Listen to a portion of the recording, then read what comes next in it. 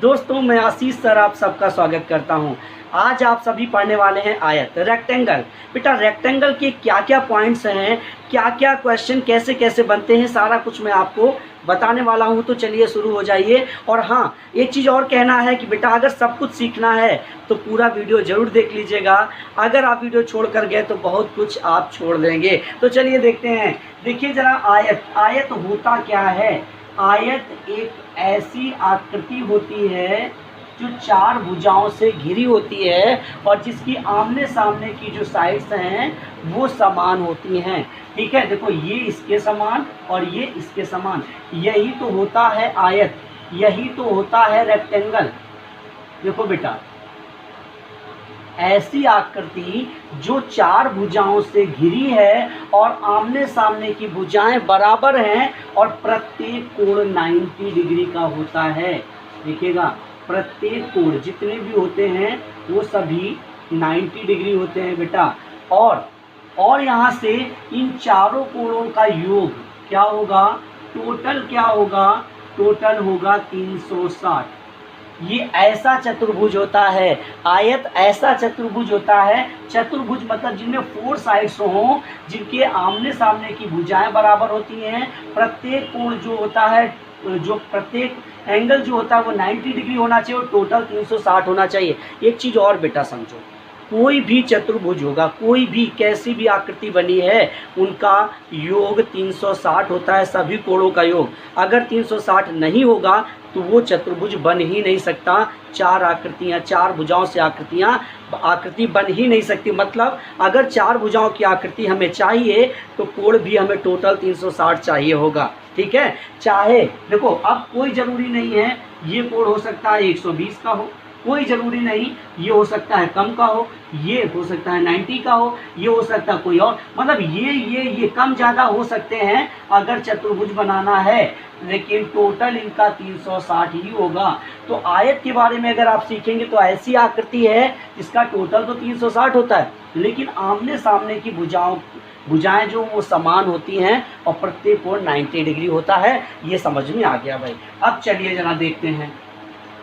अब देखिए आयत से रिलेटेड हम क्या क्या सीखने वाले हैं। जो आयत है हमारा, जो हमारा रेक्टेंगल है बेटा, इसमें क्या क्या चीज़ें हम सीखेंगे ये देखिएगा। सबसे पहले हम क्या सीखेंगे बेटा, भुजाएं सीखेंगे, साइड्स हम सीखेंगे। ठीक है, क्या होती है, कैसे निकलता है। इसके बाद में हम अगर भुजाएं जान जाएंगे तो हम परिमाप देखेंगे कि परिमाप क्या होता है भाई। आयत का हमें पेरीमीटर भी बताना पड़ता है। ठीक है, अब पेरीमीटर अगर हमने जान लिया तो फिर क्षेत्रफल भी हमें जानना होगा। क्षेत्रफल मतलब एरिया। ठीक है, और आयत में एक अगर एरिया जान गए हैं तो बेटा हमें एक विकर्ण भी जानने की ज़रूरत है। विकर्ण जिसे हम कहेंगे डायगोनल। क्या कहेंगे, डायगोनल। ठीक है, तो देखो जरा, ये चार चीज़ें प्रमुख रूप से आयत के अंदर होती हैं। अब ये कैसे होती हैं जरा देखना। हमारा ये आयत है, ठीक है बेटा, ये हमारा आयत है। ठीक, अब इसमें साइड्स क्या होती है भाई, ये होती है ना, ये होती है ना, ये होती है ना, ये होती है ना, ये साइड्स हैं बेटा। ये इसके समान और ये इसके समान, ये L होता है, ये B होता है बेटा। अगर L = 30 है और B = 20 है तो बेटा अगर ये 30 है तो यहाँ भी L = 30 ही होगा। मतलब ये इसके समान होगा और ये इसके समान होगा, मतलब B = 20। समझ में आया। ये होती हैं साइड्स, ये होती हैं भुजाएं। ठीक है, अब देखो बेटा, तो भुजाओं की बात क्या हुई भाई। भुजाएं जो हैं वो आमने सामने की भुजाएं बराबर हैं। देखो बराबर है ना। अब अगर हम बात करें परिमाप की बेटा, परिमाप पेरीमीटर क्या होता है। पेरीमीटर देखो, परिमाप हमेशा कोई भी आपकी आकृति बनी है तो याद रखना, जिस बिंदु से चलेंगे और घूमकर उसी बिंदु पर आ गए, घूमकर तो जितनी दूरी तय की गई है वो सब परिमाप होता है। कहने का मतलब है परिमाप क्या होता है, परिमाप चारों भुजाओं का योग होता है। बेटा फार्मूला नहीं सिखाऊंगा मैं, कोई फार्मूला नहीं सिखाऊंगा, तरीका बताऊंगा, फार्मूले आप भूल जाते हैं, लेकिन तरीका ऐसा बताऊंगा कि आप कभी नहीं भूलेंगे। गारंटी है इस बात की, यहाँ पर बैठाने की गारंटी लेता हूँ मैं। यहाँ पर बैठ जाएगा तो बेटा कभी नहीं निकलेगा। ठीक है, तो देखो जरा, परिमाप मैंने क्या बताया, चारों भुजाओं का योग। अब इसी को अगर मैं कह दूं इसका पेरीमीटर बताओ, तो बेटा 30 ये है, 30 ये है, 60 हो गया। और प्लस देखो 20 ये है, 20 ये, 40 ये हो गया। तो टोटल अगर हम परिमाप की बात करें तो क्या होगा, 100। समझ में आया भाई? परिमाप जब भी पूछा जाएगा तो चारों भुजाओं का योग निकाल दो, हो गया परिमाप। ठीक है, हर आकृति में कहीं भी आपसे कहा गया, आपके पास एक 100 मीटर लंबा तार है, आपके पास कैसा एक 100 मीटर लंबा तार है, ये लीजिए लंबा तार है 100 मीटर। इससे आपने एक आकृति बना दी, एक आकृति बना दी आपने इस टाइप की, और आपसे उसी तार से, और आपसे कहा गया भाई परिमाप बताओ, इस आयत का परिमाप बताओ। तो भैया परिमाप वही 100 ही तो होगा। क्यों? क्योंकि जो आपके पास तार था उसी को तो आपने मोड़कर बना दिया, उसी को तो आपने मोड़कर बनाया है। समझ में आई ना मेरी बात? तो याद रखना, परिमाप टोटल भुजाओं का योग होता है। अब चलते हैं क्षेत्रफल की ओर। देखो जरा क्षेत्रफल कैसे निकालते हैं। क्षेत्रफल क्या होता है, एरिया। एरिया बेटा, एरिया क्या है? एरिया आप कहते हो ना, आपके पास 200 वर्ग गज जगह है अगर, तो आप कहते हो ये मेरा है, ये एरिया मेरा है। आप किसी को दिखा दो तो यहाँ से वहाँ तक जहाँ नज़र जा रही ना, वो पूरा का पूरा एरिया मेरा है। क्या हवा में बातें करते हो? नहीं, आप फर्श की बात करते हैं, आप ज़मीन की बात करते हैं। तो जो ये फर्श होता है ना, ये वाला जो होता है, यही तो एरिया होता है, यही तो क्षेत्रफल होता है, यही क्षेत्रफल होता है बेटा, यही एरिया होता है। और अगर इसको हम निकालेंगे तो L इंटू बी का मल्टीप्लाई करते हैं। अगर इसका हम निकालें तो 30 गुणा 20 600 वर्ग। देखो वर्ग अगर मीटर में है तो मीटर आएगा, सेंटीमीटर में तो सेंटीमीटर आएगा। अब आप कहेंगे सर इसका जो ये यूनिट है ये वर्ग क्यों लगाया भाई? क्यों भाई वर्ग? देखो जरा, मीटर का ये मीटर था, ये भी मीटर था, और जब हमने इसका 2 बार गुणा किया तो वर्ग ही तो बनेगा, मीटर स्क्वायर ही तो बनेगा। चीज़ें समझ में आ रही बेटा? तो वीडियो लाइक ज़रूर कर देना और अपने दोस्तों में शेयर जरूर कर देना बेटा। ठीक है, अब जरा देखो, अब इसी का अगर हम विकर्ण बनाएं, अगर हमें विकर्ण की बात कर रहा है, देखो जरा विकर्ण क्या होता है। जो ये विकर्ण होता है ना, ये विकर्ण होता क्या है, आयत में जो ये तिरछी लाइन होती है ना, एक क्रॉस वाली लाइन, यही तो विकर्ण होता है। और यहाँ 2 विकर्ण होते हैं, देखो एक ये विकर्ण और एक ये विकर्ण। और बेटा आयत में दोनों ही विकर्ण समान होते हैं। अगर ये विकर्ण 20 आया है तो ये भी विकर्ण 20 होगा, यहाँ से यहाँ तक ये 20। ठीक, अब बात ये आती है ये विकर्ण बना कैसे, ये विकर्ण निकाले कैसे। तो जरा देखो, अगर हम विकर्ण की बात करें तो इस आकृति को जरा हटा दीजिए। देखिए इस आकृति को हमने हटा दिया, तो ये कैसा, ये आकृति कैसी बन गई भाई? ये कैसा डायग्राम बन गया जो आप सभी पढ़ते थे, पाइथागोरस प्रमेय। ठीक है, तो इसमें क्या होता था, इसमें भाई क्या होता था, जो हमारा ये कर्ण होता था ना, तो ये जब हम निकालते थे तो क्या करते थे भाई, आधार का स्क्वायर और प्लस लंब का स्क्वायर, है ना, इसका स्क्वायर प्लस इसका स्क्वायर। तो अगर हम विकर्ण, वही चीज़ तो बनी है, तो अगर हम आयत का विकर्ण निकालें तो देखो जरा हम क्या निकालेंगे भाई, विकर्ण equal to √ L square plus B square. इस तरीके से हम विकर्ण निकाल सकते हैं। लेकिन बेटा विकर्ण निकालने का भी एक मज़ेदार तरीका बताऊंगा, ऐसा तरीका बताऊंगा कि विकर्ण निकालना हो या ये निकालना हो या ये निकालना हो, आप पेन नहीं उठाएंगे, आप डायरेक्ट बताएंगे। तो अब ये सारी चीज़ें आपने सीख ली। अब हम चलते हैं क्वेश्चनों की ओर, और जब आप क्वेश्चन सॉल्व करेंगे ना, तब देखेंगे कि विकर्णों से रिलेटेड हम कैसे चीज़ें आपको, एक बस आप देखेंगे तुरंत बता देंगे इसका ये आंसर है। क्योंकि अगर निकालने बैठेंगे तो टाइम लगेगा ना। तो चलिए चलते हैं क्वेश्चनों की ओर। देखिए जरा क्वेश्चन क्या है आपके सामने। क्वेश्चन है, किसी आयत की लंबाई 15 सेंटीमीटर है तथा चौड़ाई 10 सेंटीमीटर है, उस आयत का परिमाप बताइए। मतलब हमें क्या बताना है भाई, हमें पेरीमीटर बताना है, हमें पेरीमीटर बताना है, परिमाप बताना है। तो बेटा आयत क्या होता है, मैंने अभी आपको बताया था कि आयत की लंबाई कितनी है 15 और चौड़ाई क्या है 10। ठीक है, और मैंने कहा कि आयत में आमने सामने की भुजाएं क्या होती हैं, बराबर होती हैं।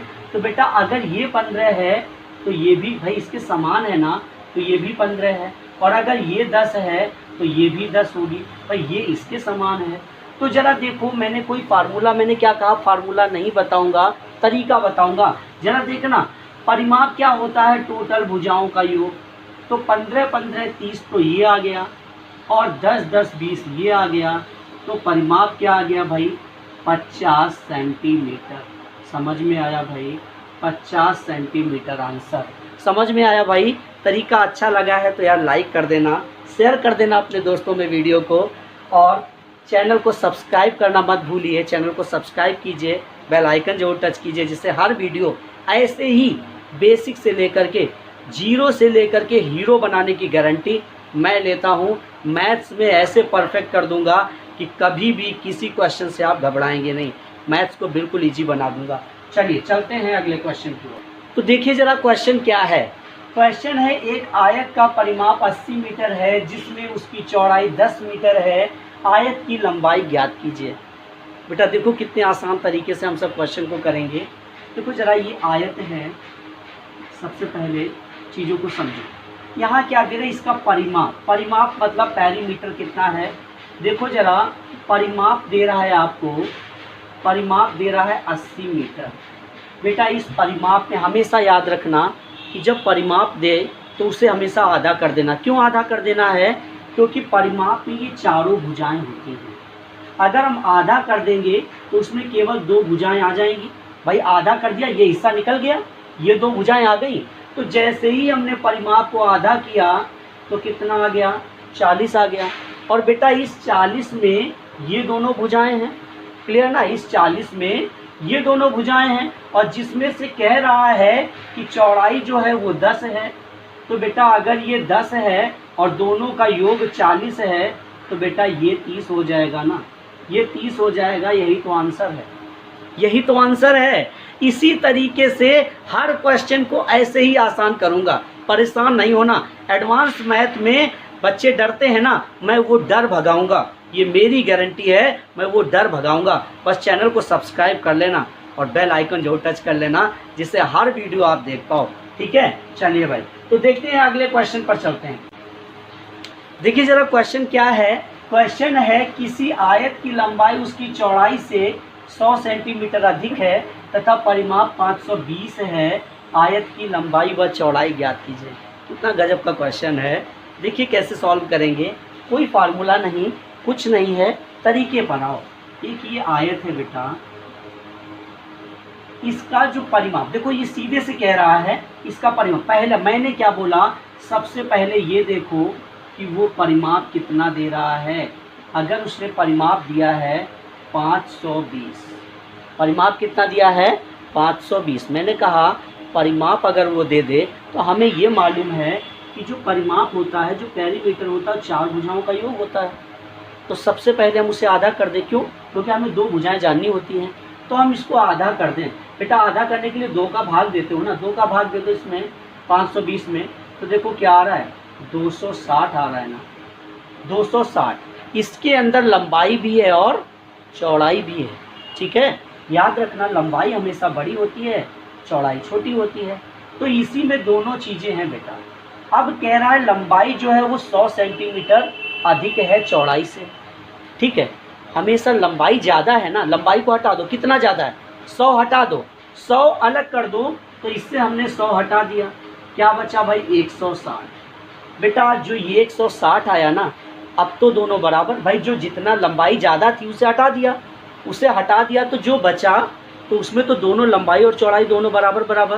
भाई मैंने कहा आप 2 दोस्त हो, देखो ज़रा, आप 2 लोग हैं, टोटल आपके पास 20 रुपये हैं दोनों लोगों के पास। मैंने कहा जो ये ए है ये बी है, इसके पास 4 रुपये ज़्यादा हैं, इसके पास 4 रुपये ज़्यादा हैं, तो आपने इससे 4 इसके हटा दिए। जो 16 बचा इसमें दोनों आधा आधा, मतलब 8 दोनों के हो गए। अब ये ज़्यादा था तो इसको 4 दे दो, मतलब ये 12 रुपये था और इसके पास 8 रुपये, देखो 20 रुपये हो रहे हैं। कहने का मतलब पहले उसे हटा दो, तो दोनों बराबर बराबर हो जाओगे, और दोनों जब बराबर बराबर हो गए तो एक की 80 लंबाई आ गई, दूसरे की भी 80 आ गई। भाई लंबाई भी 80 चौड़ाई भी 80, लेकिन वो कह रहा है कि लंबाई 100 ज़्यादा है, तो ये लीजिए इसको 100 दे दिया, इसका मतलब लंबाई क्या है 180 है। समझ में आ रही ना बात? बताओ भाई, ये चीज़ समझ में आया? तो लंबाई क्या है 180 है और चौड़ाई कितना है 80, मतलब ये 180 है और ये 80 है। समझ में आया? यही हमसे पूछा जा रहा था, यही हमसे पूछा गया था। क्लियर?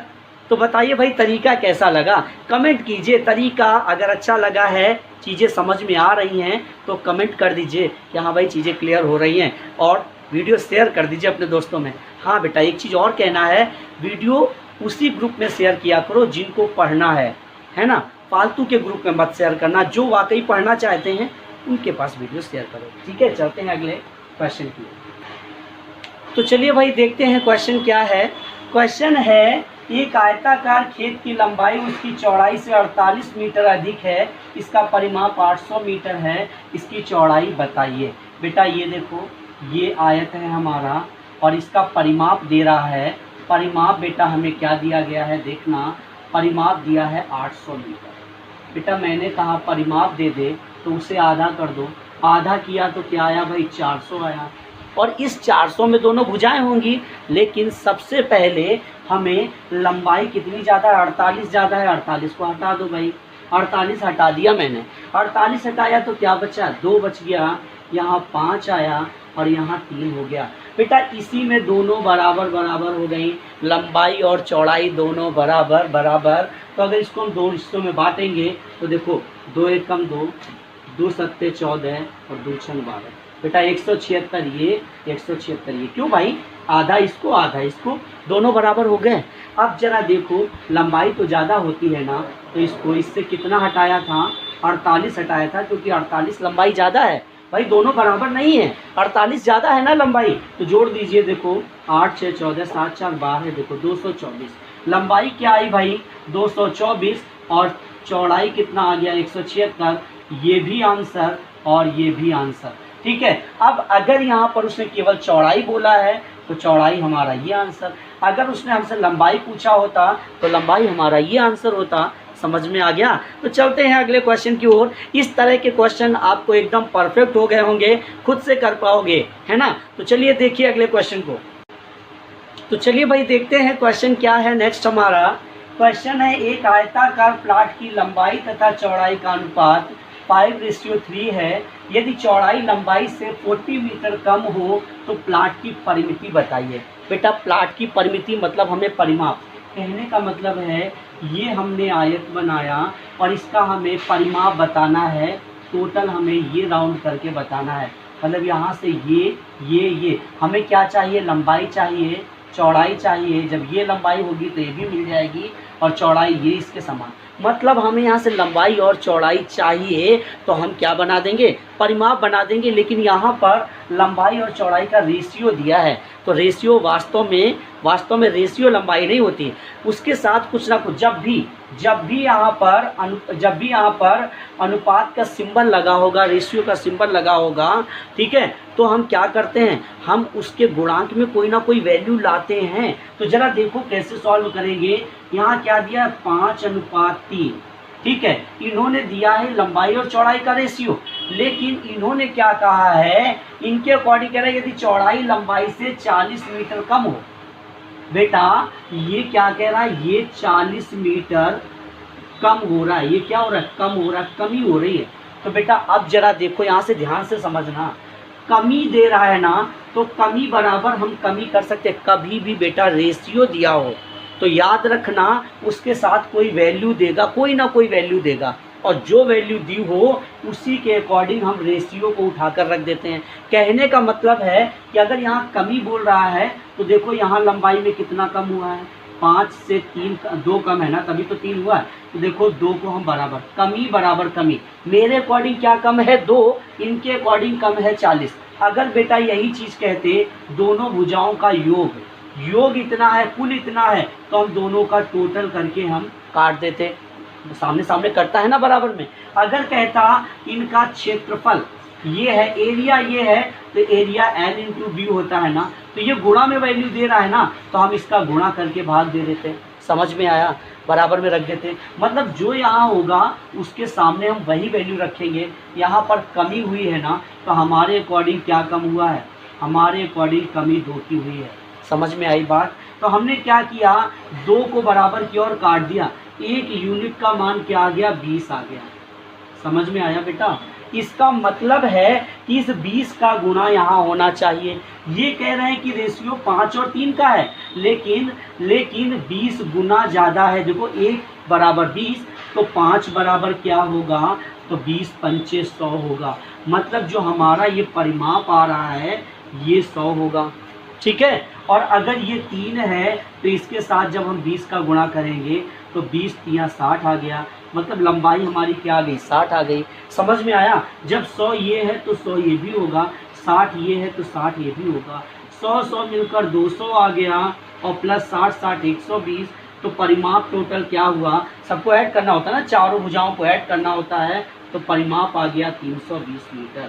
समझ में आया भाई, यही आपका आंसर है। चीज़ें समझ में आई, चीज़ें समझ में आई। बताइए, चलिए एक और क्वेश्चन करते हैं और तब हम लोग बढ़ेंगे आगे, समझ में आएगा भाई। ठीक, तो देखिए जरा क्वेश्चन क्या है। क्वेश्चन है किसी आयत की लंबाई तथा परिमिति 5:16 के अनुपात में हो तो इसकी लंबाई तथा चौड़ाई का अनुपात क्या है। बेटा देखो जरा, ये 5:16 है ना, ये लंबाई है और ये बेटा परिमिति है, ठीक है। परिमिति मतलब पैरीमीटर, परिमाप, ठीक है। बेटा मैंने आपको बोला है कि परिमाप जब भी दिया हो तो उसे आधा कर दो, तो इसको जरा आधा कर दीजिए। अगर इसको हमने आधा किया तो ये 8 आ गया।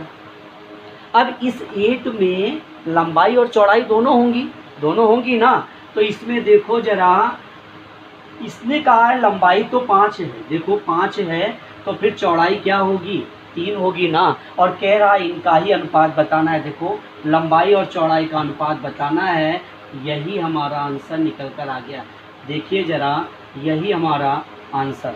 समझ में आया भाई। बताइए भाई, अगर चीज़ें अच्छी लग रही हैं तो बेटा शेयर कर देना अपने दोस्तों को, लाइक कर देना, और अगर चैनल पर नए आए हैं तो चैनल को सब्सक्राइब करना मत भूलिए। बेल आइकन जो टच कीजिएगा जिससे हर वीडियो का नोटिफिकेशन आप तक पहुंचता रहे। चलते हैं अगले क्वेश्चन की ओर। तो देखिए ज़रा क्वेश्चन क्या है। क्वेश्चन है किसी आयत की लंबाई 100 सेंटीमीटर है और चौड़ाई 80 सेंटीमीटर है, इसका क्षेत्रफल बताइए। तो बेटा देखिए ज़रा कैसे करेंगे भाई। ये आयत है हमारा, ठीक है, इसकी लंबाई है 100 और चौड़ाई है 80।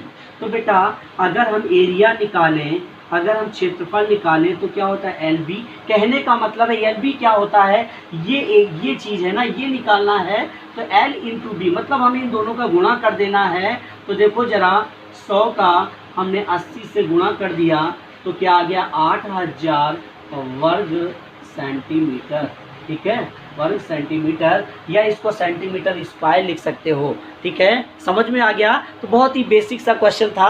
धीरे धीरे आगे बढ़ेंगे। अब तो क्षेत्रफल वाले, अभी तक हम सब लंबाई और पेरीमीटर को लेकर चल रहे थे, अब हम एरिया को लेकर चलेंगे, है ना। तो चलते हैं अगले क्वेश्चन की ओर। देखिए जरा क्वेश्चन क्या है।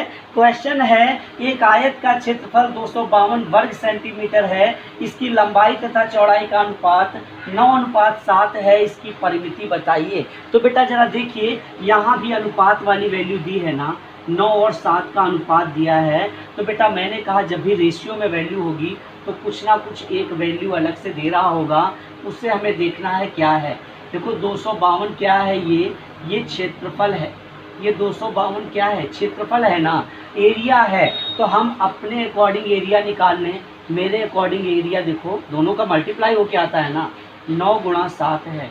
देखो 9 इंटू 7, तो जरा 9 से डिवाइड कर दीजिए। तो देखिए जरा, 9 दूनी 18, 9 8 72, 7 चौको 28। क्या निकल कर आया भाई, 1 यूनिट का मान 4 निकला है मेरे अकॉर्डिंग। लेकिन बेटा एक चीज़ और ध्यान में रखना, जब भी वैल्यू का गुणा होकर आया हो, मल्टीप्लाई होकर आई हो, तो वो किसी न किसी का वर्ग आता है।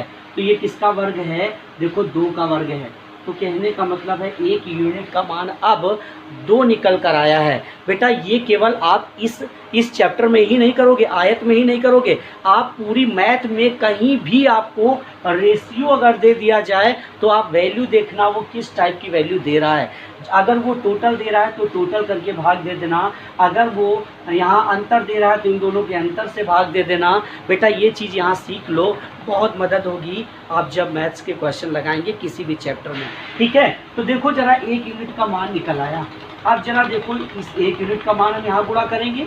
देखो क्यों भाई, एग्जामिनर का कहना है जो ये वैल्यू है ना, ये वैल्यू है, ये मेरे अकॉर्डिंग चलेगी, मतलब मेरे अकॉर्डिंग ये 1 है और इनके अकॉर्डिंग कहने का मतलब 2 गुना होना चाहिए। जितनी चीज़ें हैं वो सब 2 गुनी होगी। तो देखो 9 का 2 गुना कितना आया, 18 आ गया, और 7 का 2 गुना 14 आ गया। बेटा हमारा अगर परिमाप की बात करें तो ये 18 है, ये 14 है, अगर ये 14 है तो ये भी 14 है, ये 18 है तो बेटा ये भी 18 है। 18 18 36 और 14 14 28। बेटा जब हमने जोड़ा तो 64 सेंटीमीटर ये पेरीमीटर हमारा आ गया। तो भाई पेरीमीटर क्या होता है, चारों भुजाओं का टोटल। समझ में आया। अब इसको और किस तरह कर सकते हैं, देखिए जरा इसको और किस तरह, 1 यूनिट का मान हमारे पास निकल कर आ गया है। देखो जरा 1 यूनिट का मान निकल कर आ गया। अब आप बताओ, आप अगर डायरेक्ट देखेंगे तो ये कह रहा है लंबाई 9 है, चौड़ाई 7 है, तो अगर 9 ये है तो 9 ये भी होगा, 7 ये है तो 7 ये भी होगा। 9 9 18, देखो जरा आमने सामने की भुजा और ये सारी जुड़ती है ना, 9 9 18 और 7 7 14। बेटा मेरे अकॉर्डिंग कितना आ रहा है, 32 आ रहा है, लेकिन इन्होंने 1 यूनिट का मान 2 दिया है तो लास्ट में 2 का गुणा करो, 64 आंसर आएगा। समझ में आया। तो चाहे आप यहाँ अलग अलग गुणा करके वैल्यू निकाल लो, या इसको एक बार आप सॉल्व कर लो और लास्ट में 2 का गुणा कर दो, आपकी मर्जी। समझ में आ रहा है भाई। समझ में अगर आ रहा है तो लाइक और शेयर बनता है, और चैनल पर अगर नए आए हैं तो चैनल को सब्सक्राइब जरूर कीजिए, बेल आइकन को टच कीजिए। चलते हैं अगले क्वेश्चन की ओर, और देखिएगा बहुत ही धमाकेदार तरीक़ों से आपको ये जो कॉन्सेप्ट है वो क्लियर करा रहा हूँ। तो देखिए जरा क्वेश्चन क्या है। क्वेश्चन है किसी आयत का क्षेत्रफल क्या होगा जिसकी एक भुजा 10 सेंटीमीटर तथा विकर्ण की लंबाई 26 सेंटीमीटर। बेटा ये एक आयत है और इसका ये विकर्ण, डायगोनल देख कितना दे रहा है भाई, 26 दे रहा है, और एक भुजा 10 दे रहा है। ठीक है, और हमसे क्या कह रहा है, कह रहा है कि आयत का क्षेत्रफल। भाई अगर हमसे एरिया कहेगा, अगर एरिया कहेगा तो हमारे पास एल और बी दोनों होना चाहिए, लंबाई और चौड़ाई दोनों होनी चाहिए। तो बेटा ये कैसे निकालें, तो अगर आप निकालने बैठोगे तो टाइम लगेगा। क्यों भाई, हमने क्या बताया है आपको कि अगर आपके पास ये दिया है तो मैंने आपको बताया था कि होता क्या है भाई, √L² + B²। ठीक, और अगर आप ये वैल्यू निकालोगे तो क्या लिखोगे, L² = इसको आप C मान लो, ठीक है, या आप इसको D मान लो, डायगोनल होता है ना, तो D² - B²। ऐसे आप लगाओगे तो ये जब करोगे तो टाइम लगेगा। बेटा इसके लिए ज़रा देखो, इसके लिए हम डायरेक्ट कैसे करेंगे ज़रा देखिए, बस डायरेक्ट समझने की कोशिश करना। अगर ये 10 है तो ये 24 होगा, अगर ये 10 है तो ये 24 होगा, और एरिया की बात कर रहा है तो 24 × 10 कितना आ गया, 240 सेंटीमीटर स्क्वायर। काम खत्म, और ये आपका आंसर। अब आप कहेंगे कि सर ये 24 कैसे आ गया भैया, ये 24 कैसे आ गया, तो बेटा कुछ ट्रिपलेट हैं उन्हें तैयार कर लो। इसका ट्रिपलेट क्या है, ट्रिपलेट है अगर एक 10 है दूसरा 24 है तो 26 ही विकर्ण आएगा। तो देखो जरा हमारे पास विकर्ण 26 दिया है, आपकी चौड़ाई 10 दी है, तो जाहिर सी बात है कि जो एक भुजा बची है वो 24 होगी। तो यहाँ से कुछ ट्रिपलेट तैयार कर लेते हैं, नोट कर लीजिएगा। इनसे अलग क्वेश्चन नहीं होगा, अगर पूछा जाएगा तो इन्हीं के अंदर से पूछा जाता है। तो चलिए देखिए, नोट कीजिए ट्रिपलेट। तो देखिए ज़रा क्या है ट्रिपलेट हमारे, इनको आपको बस इतना सा ही तैयार करना है और सब कुछ सॉल्व हो जाएगा, एक भी क्वेश्चन में आपको टाइम नहीं लगेगा। देखिए जरा, अगर एक 3 होगा दूसरा 4 होगा तो विकर्ण हमारा कितना बनेगा, 5 होगा। तो देखो जरा, अगर ये 3 है और दूसरा हमें तैयार करना है तो इसका कितना गुना किया गया, देखो 2 का गुणा किया गया है ना, तो यहाँ भी 2 का गुणा किया गया होगा, यहाँ भी 2 का गुणा किया होगा गया होगा।